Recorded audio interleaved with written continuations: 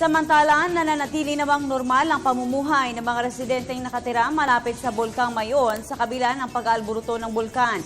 Ayon sa ilang residente, handa naman silang lumikas kapag sumabog ito. Yan ang tinutukan ng aming kasamang si Joseph Parafina.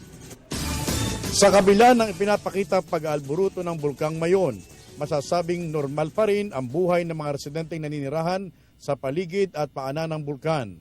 Sinadya namin ang barangay Matanag kung saan nasa paanan ito mismo ng bulkan.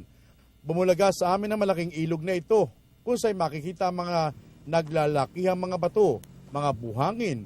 Sa katunayang dito dumadaan ang mga binubuga ng bulkan. Dito din namin nakilala si Mang Onesto Prieto.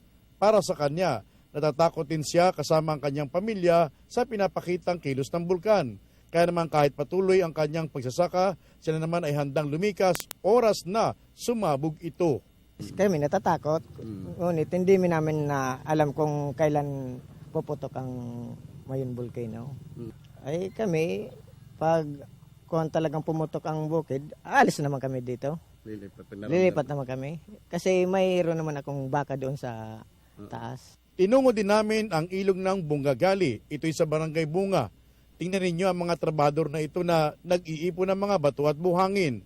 Para sa kanila, aalis lamang sila dito kung talagang nakikita nilang sumasabog na ang bulkan. Kung mapapansin ninyo, halos napakalinaw ng tubig na ito. Malapit na kami sa 6-kilometer danger zone mula sa paanan ng bulkan.